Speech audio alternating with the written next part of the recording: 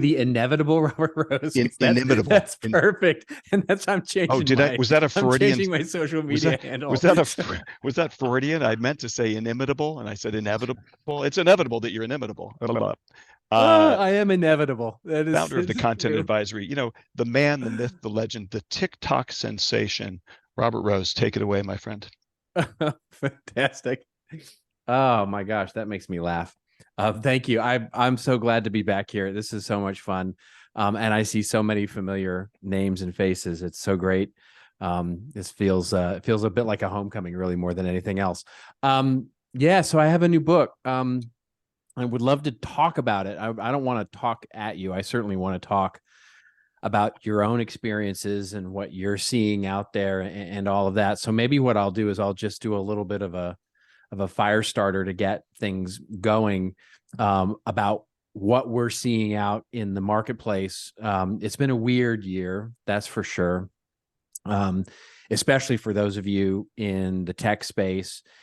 As I've been saying, it's for those of you in the business of change, right? So anybody in the business of change, this has been a tough, hard year, right? So technology, consulting, advertising agencies, web boutique agencies, basically anybody whose businesses is helping others change. It's been a very hard, very weird year. And at the same time, there's this amazing opportunity that's coming up, that is forcing us in a weird way to think about, really transformational change. And I think it's fascinating. And one of the reasons I'm such a fan of Jenny's book is because there is so much fatigue right now when it comes to disruptive change, especially when it comes to marketing.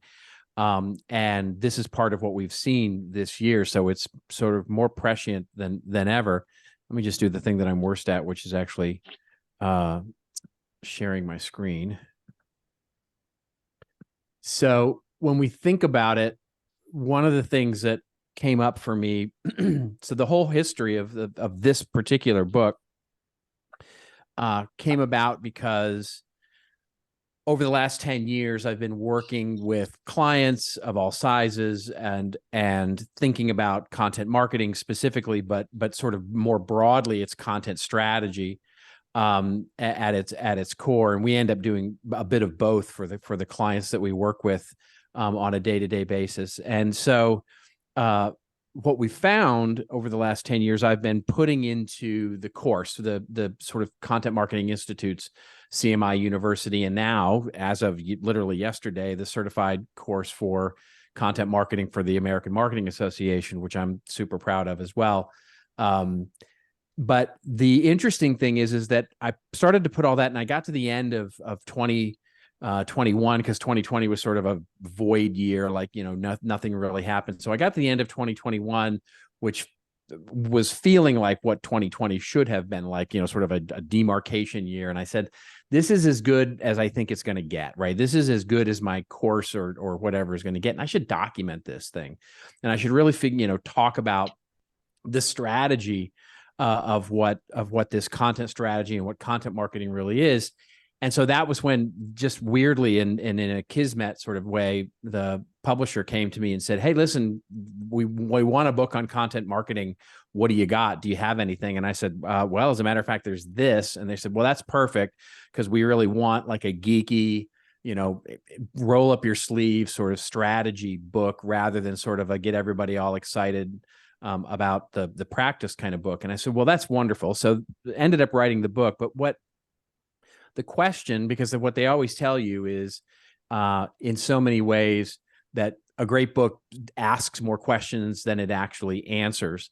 And so the question that I was asking myself at that time was really, in this sort of disruptive process that content strategy and content marketing has, really attempted to solve in most businesses, why haven't we been more prevalent? Why haven't we been more successful? And why do we see still to this day this idea of what I typically call the conscious content marketing that's going on and the unconscious content marketing that's going on? In other words, if we think about the unconscious content marketing teams, And we've seen, so many of their examples, whether it's Amazon and sort of their focus on Amazon Prime Video. And we think of companies like JP Morgan Chase and their acquisition of the Zagat Guide, and sort of, the whole idea of acting and performing like a media company. And sort of, if you ask those companies, and I've actually had the chance to meet with many of the senior level marketers at those big companies and said, "Hey, what do you know about content marketing?" And they go, "Nothing. They don't read our blogs. They don't come to these meetups. They don't actually, go to Content Marketing World or, read anything. They just know that it's a smart business decision to have better reach these days into their customers. And media, and owned media specifically, is really the way to do that, and first party data and all the things that we know about." And then, of course, there's the conscious content marketers that are out there, the ones that we all are sort of looking to design our processes and our programs and get good at thought leadership and do all those things that we sort of learn from each other and try and design programs that actually optimize that. And I said, what are those two things? This is what I wanted to really answer in the book. The question was, what do those two groupings of companies, what activities do they have in common? Because that's ultimately, and I'm leaning heavily into my Michael Porter here, the professor from Harvard, sort of that strategy is basically made up of how the things that we do in business, how do they all fit together to form, what it is we actually do to try and create competitive advantage. And so what do they all have in common? And that was sort of the heart of my course. And then it became the sort of heart of the book. And so with that, there's one thing, and this is what I wanted to tee up for us to have maybe a conversation about. The one thing that I started to really notice is, this is sort of I guess the major hypothesis of the book, or the sort of through line of the book, is that as we sort of look at this idea of where we are in 2023 and coming into 2024, what is content marketing right now? What is it? Where does it fit in the sort of broader spectrum of the things that we're doing? And I went all the way back to the sort of now very cliche sort of content is king thing that we all sort of rallied around and 10 years ago, and was the title of the Bill Gates essay, which never really struck me as terribly interesting, the whole title of it. But I actually went back and reread the whole essay, which is hard to find, ironically enough. But I went back in the Wayback Machine and found it online, and found it and started to read it. And it's this is the very last, what you see on the screen is the very last line of the essay. And I think that was the most prescient thing in the essay to me, which is this idea that as we think about what success looks like, it is actually forwarding this marketplace of ideas and experiences and products, a marketplace of content. And I think that's what marketing is now. That's what we do in marketing, is we create this marketplace of content.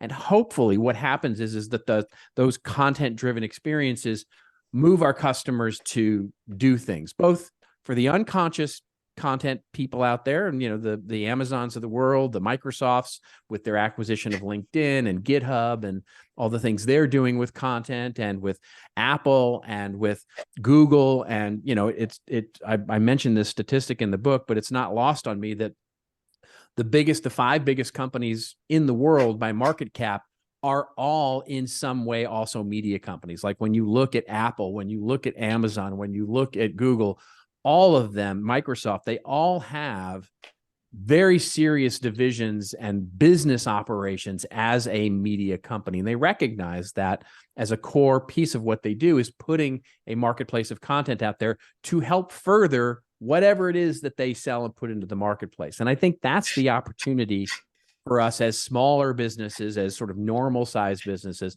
So how do we do that?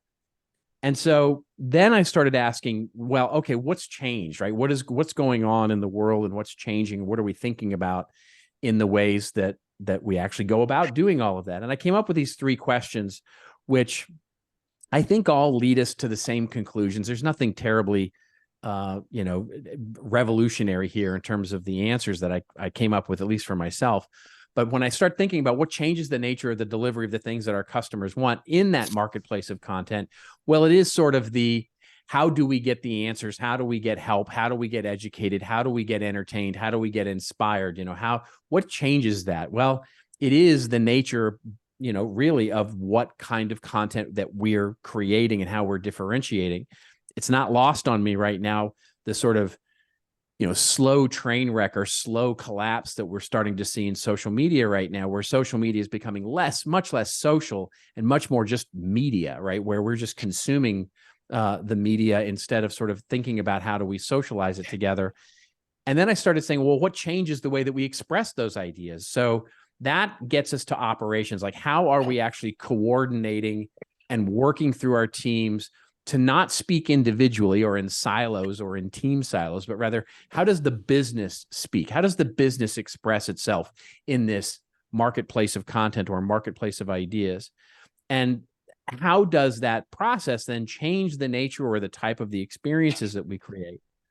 And the interesting thing in all of that was it came down to one thing, and this is what we've observed and where I'd love to talk with you more about, which is it's something that for the last 20 years, as digital has really become sort of core to what we do in marketing, communications, PR, sales enablement, all the things that we do to create value for customers.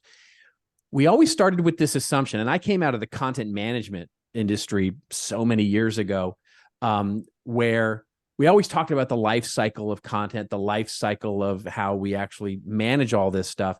And we always said that create was the first step, right? Create content was the first step. And it's actually not. This is actually the thing that I find so interesting these days, because we see it in almost every single business we ever, and if anybody's calling us, this is the problem that they have. And which is that create is not a workflow state. We create content individually. Teams do things to create content that is a process. So when we think about the creation, the better first step of a management or content or an operation in marketing or a content operations is probably better described as intake or capture. Because let's be honest, nobody uses their CMS. I don't care if you're using WordPress or if you're using AEM or whatever solution your business uses. You're not writing your content in that CMS. You're not creating that content in that system. You're creating it in Word or Google Docs or a TextPad or whatever it is you like. And then it moves through some process to sort of get to the place where somebody copies and pastes it. And then it goes into, okay, now we're going to design it and put it into an ebook, or we're going to put it into this thing, et cetera, et cetera. So this is the problem that we end up solving almost all the time. What are all the things that happen before that intake, right? How do we replicate, scale, and make standard the idea of a content creation process? Ideation, planning, prioritization, researching, formulating, writing and assembly, all that kind of stuff. And ironically, interestingly to me, these are all the steps along this process that right now, Gen AI has sort of the promise of solving for us, right? It is at each one of these steps. And so the one of the reasons I think most businesses have been so slow to actually really dive in neck deep is with AI, and specifically generative AI, is because they don't have a process here. And without a process here, it's impossible to know where Gen AI can make improvements. And so when we start thinking about a content strategy or a content marketing strategy, the first thing we have to solve for is this creation process. And what that ultimately means is solving marketing, right? Because marketing has become its own media operation. That's really what marketing is these days, creating content to put it into the marketplace of ideas, the marketplace of content, as Bill Gates would say. And so that's the sort of thesis of my book, is to say, I used to think, content marketing would become sort of this, nice little side thing, and it would just become part of what marketing is. But I think now it's actually the reverse. I think it's actually that modern marketing has become what we think of as content marketing, which is operating more like a media company. And if we can solve the thing that the media companies really do have in many ways solved, which is that creation process, scaling that, collaborating with that, building that as an asset or a process or an activity in the business that's truly strategic, that's the first step to making any of this actually work. So I'll stop there because that's where I'm at and what we're seeing out there, but would love to hear thoughts and comments Yeah. and questions on any of that kind of Yeah, stuff. no, that's a great framework for dialogue today. Thank you, Robert. Now, I'll encourage everyone chime in either on the chat or just raise your hand on Zoom or just ask a question. I'll start. I'm looking at your dedication to the book, and I want to talk about your grandfather, Paul Rose. And I'm going to read the quote in this dedication up front. Or not dedication, but the Yeah. intro here. You write, for my grandfather, Paul Rose, who used to say, every experience you create is the opportunity to have an impact on someone. You choose, as well as get to experience yourself, what that impact will be. So my first question is, what sort of work did your grandfather do? And like, I'm just like, that's so prescient, right? Was he also a I mean, marketer? yeah, I mean, he was an amazing man. I mean, he's one of my true heroes in life. The funny thing was he was sort of a jack of all trades. He started and I love this story about him. He used to be, they don't have it anymore, but he used to work for, so there was a competitor. I don't even know if they're still around. Indian Motorcycles. They're the competitor to Harley Davidson. Anybody who's like into motorcycles would know that better than I, but for all intents and purposes, think Harley Davidson's, but it was actually Indian as the brand. And he used to move them when he was like a young 20s, early 20s, and his mid 20s. His job was to move motorcycles from Des Moines, Iowa, which is where he lived, down to New Orleans. So he would basically ride motorcycles down and move them down to New Orleans. And then he got a job as a plant foreman in a corn processing big, of course that's Iowa. That's sort of that's sort of a standard job. And then he was a school teacher for a while. And then he ended up sort of in his retirement, sort of late retirement age. He was a bailiff for the local court. So he sort of did it all. Yeah. Yeah. Yeah, no, great. And I speaking of your heroes, how did you get Kotler to write the intro?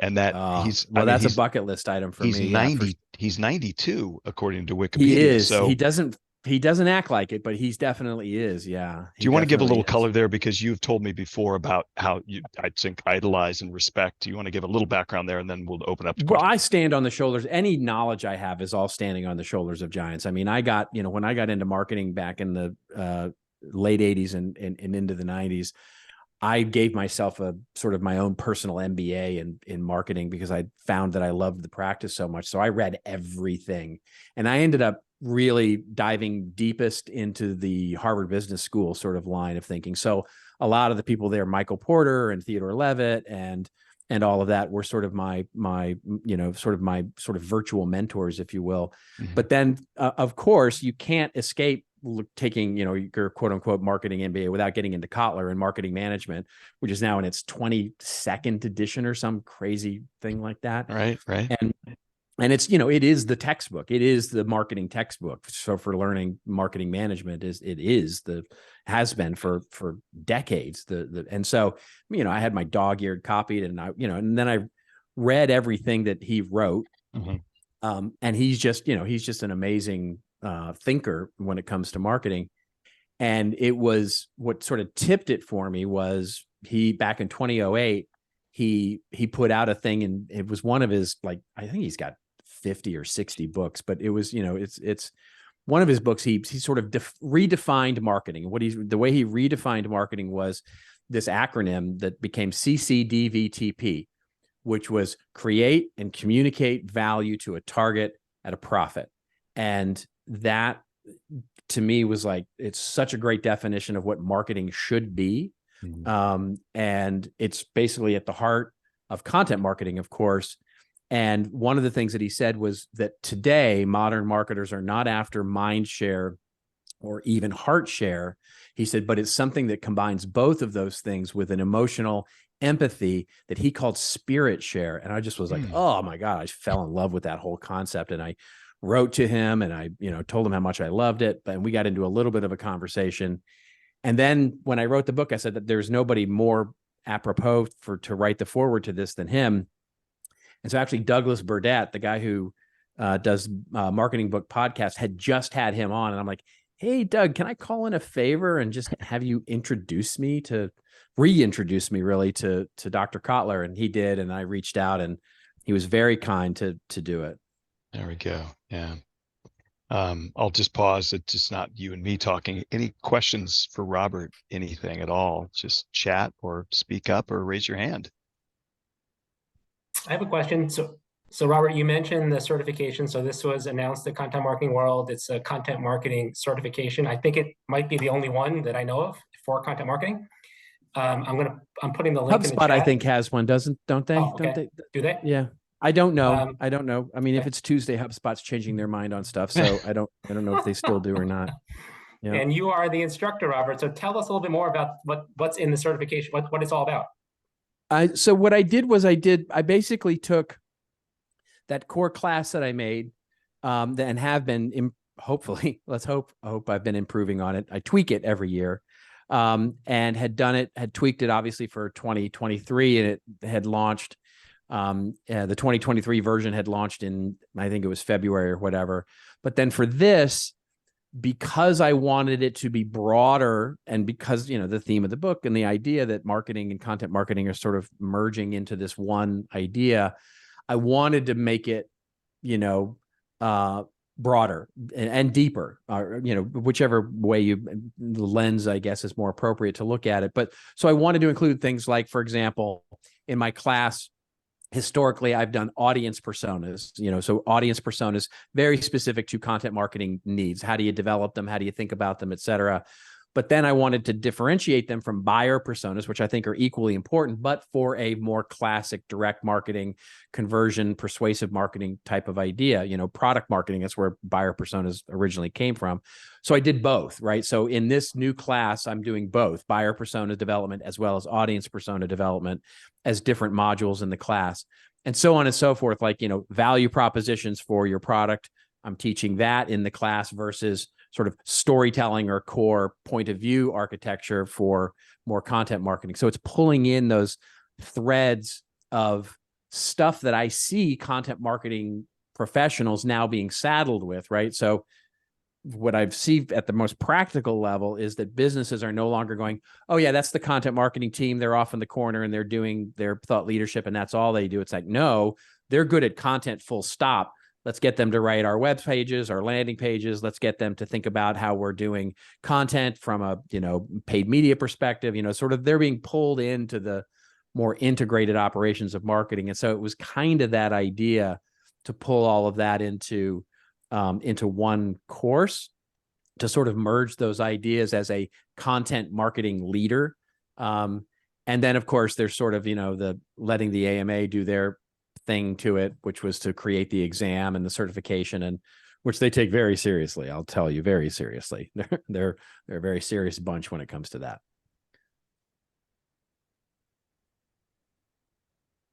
Any other questions? I do have a question. Please. Yeah. Oh, yeah. I'm Mariana. Nice to meet you. I'm product Nice to meet you. at Mailmoto. And yeah, I got curious about the buyer persona versus audience persona thing. So this is new to me. This is the first time I'm hearing about audience personas, and I've used buyer personas and customer journeys a lot in content marketing before turning into product marketing. So yeah, I was just curious, like, what's the main difference between them and how do you use them differently? So I'll Good give you my question. difference with them. And so,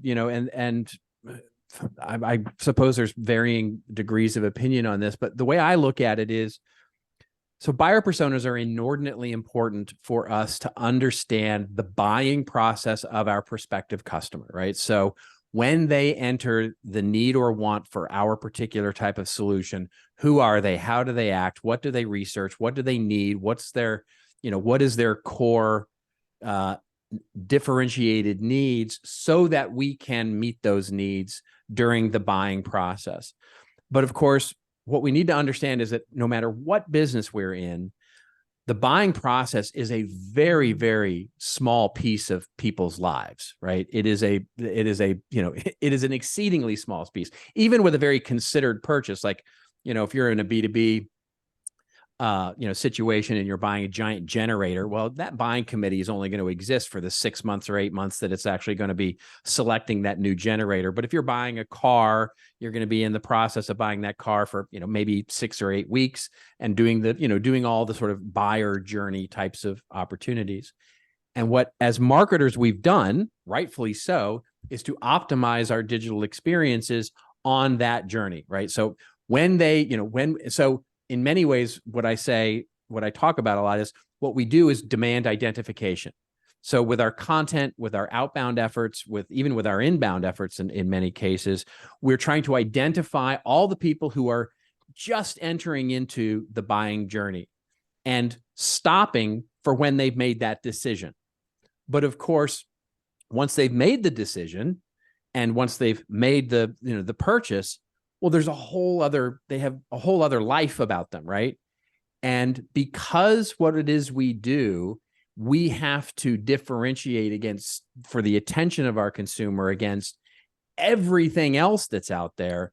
If we're going to attract people and build an audience and build someone of either prospective customers who've never heard of our stuff and don't know that they have a demand or a need for our stuff, or even after they become customers, teaching them how to make the most out of our products or get the best, use out of what it is they're doing. There's a whole segment of their lives that we don't know about. Like that, what are those important things? To me, that's development of the audience persona. So in many ways, and this is what I talk a lot about in the book, it becomes a product development sort of methodology. So I'm a big fan of the design thinking and jobs to be done sort of ideas, which are certainly not mine by any stretch, but well known out there. And my hypothesis that is proven to work in the clients that we've actually helped implement this is that understanding those audiences beyond their buying journey in terms of what do they need when they're not actually buying something? What's keeping them up? It may be directly or indirectly related to our brand or our point of view on the world or our product or service, but it is ultimately something that either helps them understand that having a need for our stuff would be important to them. In other words, making them aware that actually there are solutions to these things that you're not even thinking about right now. Or on the backside of things, helping them understand that it's not just about purchasing something, but it's actually about building on that idea and actually building a more intimate, close relationship with that customer post-sale so that they want to buy more or buy additional things or subscribe longer or whatever, sort of the value and how we add wealth to our business. So it's just a different set of research. It's a different set of questions. It's a different understanding that we need from those people. They're obviously intimately related, but it's a different approach than walking into a customer, forum or a customer advisory board and saying, hey, what do you think about our product? And what do you need? And how do you search for it? And it's none of that. It's all like, what keeps you up at night, generally speaking? What are you thinking about? And starting to identify all the needs that our audiences have outside of our brand, outside of our products and services so that we know them better. That makes sense? That makes a lot of sense, and it's something that I would already incorporate in my buyer personas. But now that you're talking about it, it actually makes more sense to have like audience and buyer personas separately. Thinking that the audience personas might also have like a different, like they might be very different from the buyer personas actually, and I might even have like partners and other kinds of audience personas, right? Well, that's another great point, which is the buyer, and this is especially true in B2B, where the buyer may be a very specific buyer that gets assigned with the project of buying the thing, but the actual audience persona is our CEOs or the ones who influence the decision to actually instantiate some new buying process, right? So it could be analysts, it could be journalists, it could be educators, it could be influencers, it could be, a whole different set of people than the actual person who does the actual buying, the execution of the buying idea. Yeah, great. Thank you so much. Yeah, of course. Yeah, I see Kevin's hand up, I think. Thank you. I have two questions that Are I you on? I believe think to you're be on mute. related. I'm having trouble hearing you, at least. Might be me. He's got a Hang very on one faint mic. second. I Let can me barely hear it. Yeah. test. Better. That's a little That better. suck. Yeah. Can you hear me better now? Yeah. Thanks, Kevin. Okay, thank you. I have two questions that I believe to be related, and the overarching umbrella is, has anyone at the Content Marketing Institute done any research or experimentation on these ideas? And the idea is, well, the first idea is that Google EEAT is a variation on a theme of Google authorship. Like they tried it, it died, and now they're kind of bringing it back by emphasizing experience. And the other one, which I believe is related, is the concept of topical authority. Like topical authority belongs to topic experts who write.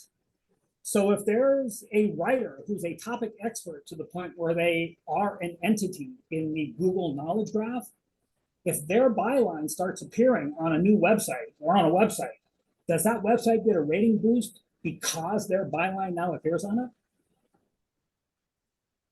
So the headline to your very excellent question is not really. I mean, we sort of lean on the shoulders of folks like Rand Fishkin and some of the experts that in SEO to help us understand where the true sort of rubber meets the road, as it were, in terms of what Google is doing on any given day.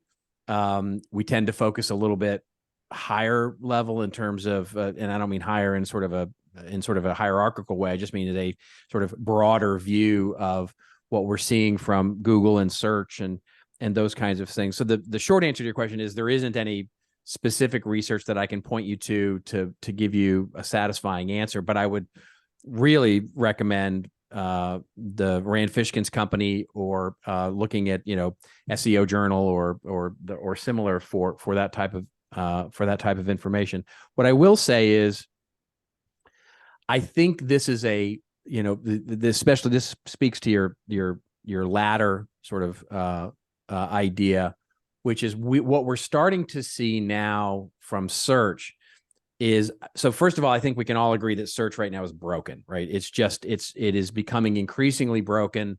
It is not uncommon for me now to see the full 13 or 14 links on the front page be ads, all of them ads, not just a few, like, maybe 9 or 10 of them are ads and 1 or 2 of them are organic in nature. So it's definitely the case that Google is beginning to start to iterate faster around trying to maintain some level of semblance around how broken search is. And there's some great articles that have been written by people way smarter than me on the idea that the way that we search is now very different. And what's really happening now that AI is starting to enter the picture is that the use case around search is beginning to bifurcate a little bit. And I can even see it happening with my own family, who I often use as sort of my test base of what consumers are doing. So, for example, when my wife now, when she does a search, if she wants the answer, like she wants to know, what are the side effects of a particular medication, or what are the side effects, what's the nature of organic fruit or something like that, and she just wants an answer, she goes right to ChatGPT to get an answer from that. And trusts it or doesn't trust it accordingly, but she wants one answer. And so she's going to AI for that.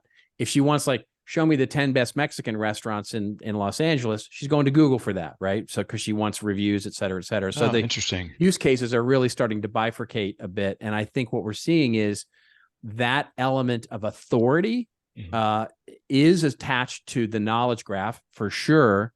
And whether that's individual or not, that's above my pay grade. I'm not sure how to authoritatively answer your question there. I don't know how to manipulate it. That's for sure.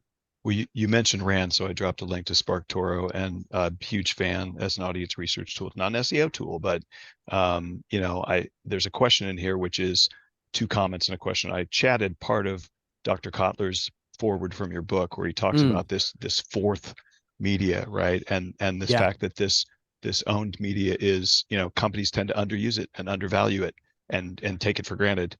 And my theory is, and this is your theory too, I think it's hard to measure or measure consistently. And Rand does 5-minute whiteboards now at SparkToro. His most recent one was around, look, why is there an overspend on things we know like SEM and display? Well, because it's measurable, even though it's, you get very little return for that. The other stuff, like all the content that a lot of us on this Zoom work on, it's not as measurable. Do you have any insights and kind of crystal ball? Where are we going with content performance measurement? Like, is anybody cracked that code yet? Is there an attribution model that really follows all the breadcrumbs through the forest to say that, hey, 18 months ago, this person among this 12-person buying committee read my stuff that helped lead to this transaction? Measurement. I don't think it's getting any better than it has been. Marketing measurement has always sucked. It's just from the beginning of marketing measurement has always been more art than it is science. It's like I actually use this example in the book. We have, and funny enough, I wrote about it this week too, so it's very top of mind for me.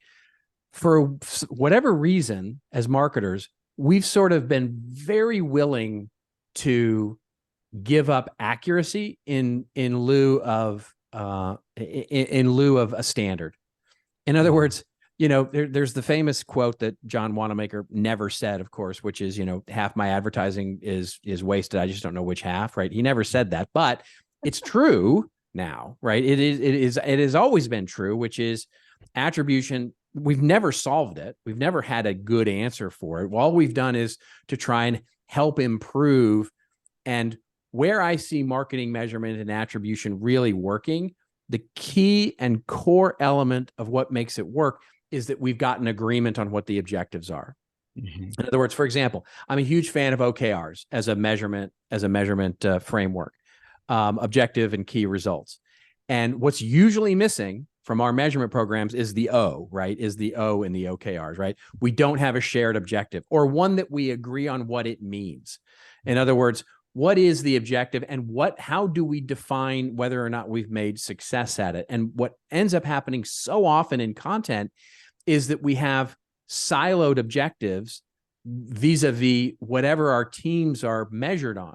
So it's not uncommon, for example, for me to work with a company where, and this is especially true in big B2B, where the blog or the content team is in competition with the web team because they have different objectives, right? They all have objectives of traffic, but they're competing for the same traffic. So the web team goes, or the blog team says, hey, put a link to the blog on the front page of the website. And the web team goes, no, because I'm not siphoning off my traffic to you, because that'll take my KPI down and then I don't get my bonus, right? So we don't have integrated objectives for the most part. So I don't think anybody's cracked the code necessarily on full on, end-to-end attribution, nor do I think it will ever get solved. It'll never happen. Yeah. It'll never happen. But what I do think is that where you can get objective and definitions and a common, not to get to content strategy geeky on you, but a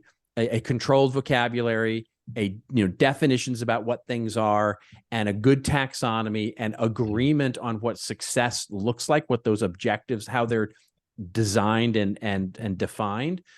That's as close as you're ever going to get. Yeah. Jenny's comment in the chat is prescient. It's just like these silos. You've got competing silos for the same hearts, minds, and wallets. Then it's like circle the wagons, right? So what other questions do we have? Please chime in. Anybody? Bueller? Anyone? Questions, comments, issues, concerns? Yeah, I'll throw one out. Oh, Michael Batot. Hey, Mike. Hey, Rich. So, and in fact, this is sort of one that's related to Rich and I had a variation of this when we both worked at Oracle, which is the issue of there's only a finite amount of channels, it seems, and just getting access to that channel. In our case, was how do you get customers right? Right. I think that's really become the issue. You talked about search being broken. There's really the challenge of how do you end up really acquiring traffic, and is the cost of acquiring traffic becoming prohibitive? It just to the point where everyone's sitting there saying with what's left, the OKRs almost don't matter if we don't even get the traffic in the first place. It's such a great point.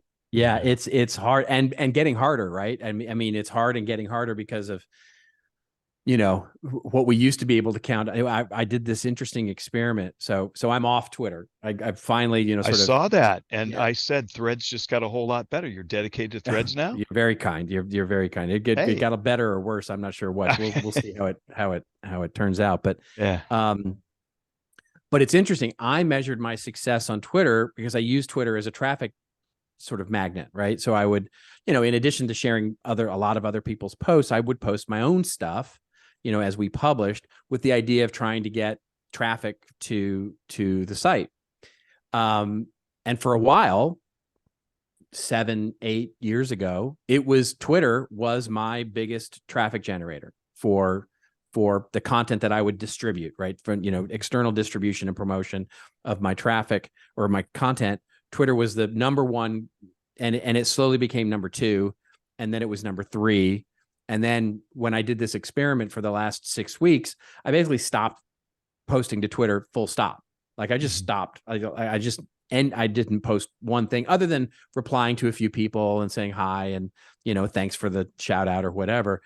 And my traffic didn't go up or down based on that. It didn't matter. So what it told me was any traffic I was getting from Twitter was all from people sharing my stuff on their own, right? In other words, they would find my stuff online and they would share it on Twitter. So being on or off Twitter doesn't make here nor there for me, right? And so those things are getting more and more difficult to really manage as the options for us to attract traffic to our owned media become much less available to us from an organic perspective, but still available in most senses from a paid perspective, although even that's getting more difficult and more expensive.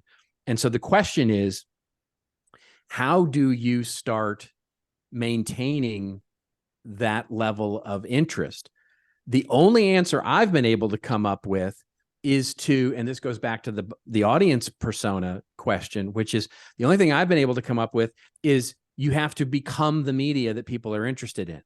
Like literally, you have to think like Amazon does with Amazon Prime Video. You have to invest in content to basically make yourself a big light where moths want to gather. And so that means a new emphasis on owned media. And it also means a new emphasis on expanded notions of owned media that go well beyond the buyer's journey and must add value to our consumers that are, educational, et cetera. I'm waiting for an Oracle or somebody like that to buy a university or to buy, or to buy, or to launch a university where they can actually capture that attention and that engagement from a wider audience way before they ever become notions of customers, right? Right. I want to call attention, thanks, Robert, to a comment from Jeff Rigo, longtime Meetup supporter, OG, and sponsor. Thank you, Jeff. Nice. You want to expand on that a little bit, Jeff, to put you on the spot? Tell them about Hushly customers. What are they doing? Hi, Rich. So you're right. I mean, content, at least on B2B, is for the most part are on landing pages or Content Hub. Unfortunately, they're not the most high traffic pages, right? So can you syndicate content on high traffic pages like your homepage? You could, that's what customers are doing, is you're creating these natively embedded content streams that become launch points to allow high traffic pages to become an ability to engage with content. So I'll share a link. You guys can go to take a look at it. It's like it feels natively embedded. It's not some type of pop-up or which gets you into trouble with or penalize you with Google search, etc. Right. It's not intrusive. And it's personalized. So it also tries to figure out what audience is coming in, and the content streams start to change, right? So you're right, it's becoming really difficult, but for the audience that are there, you want to put it in places that have higher traffic than kind of the drought that you have on landing pages and Content Hubs. Yeah, thanks. If you could share a link. Oh yeah, I'll share a link. If you look at it, take a look at this site, you will actually see, how it's natively embedded in the stream. So a lot of customers are trying these tactics of syndicating content, and then you don't have, and it's also an integration challenge, right? How do you get blog content on a homepage, and the navigational challenges and operational challenges? This becomes a lot easier to natively embed streams, and a marketer controls a lot of this as opposed to going to the website or the web developers to try to do stuff like this. Yeah. I have had in the last let's call it 4 weeks, I've had pitches from all kinds of these new startups that are what they're doing is they're working with newspapers and other media companies to provide for content syndication, where it's organically placed. It's not like your classic, Outbrain paid placement kind of idea, but it's more and more sort of taking good, high quality content, working it through this syndication and getting it into newspapers, or other magazines and et cetera, and syndicating out their thought leadership content to have hopefully they're hoping for a little bit of an external link, authoritative SEO juice, but more importantly, they're looking for capturing audience wherever they can. Yeah, there's a lot of this. B2B is right now, content syndication is big for B2B. It's an important aspect of what B2B organizations are doing. B2C has understood it for a bit of time, but B2B is really finding it. Great. I'm sorry to cut you off. We got time for one more question. I see Michelle Moore has her hand up, and then we'll go to the book giveaway with Dennis. Michelle. Yeah, I'll try to make it quick. So circling back to the idea about how people like your wife, Robert, and I do the same thing, go straight to a chat bot to ask questions rather than Google search. And I usually default to Claude because that's my favorite. But if it's, I'll ask Pi questions if I need something that's connected to live internet. So, for decades now, people have been focused on optimizing their content for search. And I'm just wondering, has anybody started to try to figure out how to optimize for AI chatbots? Because they're actually, they're aggregating and synthesizing and spitting out every stuff from everywhere. And surely there's a type of science to that. I'm just wondering if anyone's heard of anyone trying to figure that out. Yeah, there's a lot of thinking going on. I don't think anybody's got it figured out yet because they kind of don't know what it's going to be. But I do know this, that the trend that we're seeing in media companies where they're saying we're going to hide our content from the learning models, I think is a flawed strategy. I think that's a flawed strategy. And so I think hiding, and I actually disagree, but Joe and I have a little bit of a disagreement on this because he thinks that it could be a way to create scarcity. And I think there are other ways to create scarcity, but I think it's a flawed strategy to try and hide from the spiders, basically. I don't. Can I make a comment on that? This is not necessarily for Michelle. This is a response. Like, not sure whether the content is being created to be optimized for chat engines, but we do see the inverse. It's like, how do visitors, users read content? Do they have to go read the entire piece of content, or can they use something like a content chat to actually ask questions of the content and get responses and get educated faster? So that's there. I'll share a link where you can actually see this in action, where somebody comes in, they look at an ebook or a white paper. Why do they have to go read the whole thing, right? You can chat with content, and that's the life today. Hey, we're almost out of time. I think, Kevin, you had one quick comment, and then we'll go to the book giveaway. Go ahead, Kevin. Yeah, so I've been reading a lot of articles about generative AI and the pros and the cons and the advantages, and I think I have an answer for Michelle's question. Like, there is a way to kind of do that, but it's not quick and it's not simple.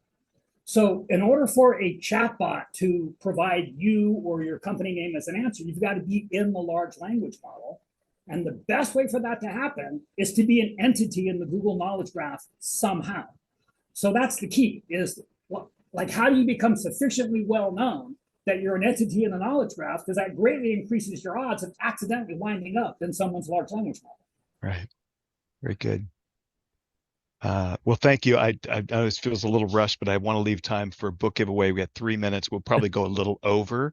Thank you, Robert, for the discussion, everyone for participating, great engagement. And I'll kind of kick it over to Dennis. How do you want to do the giveaway?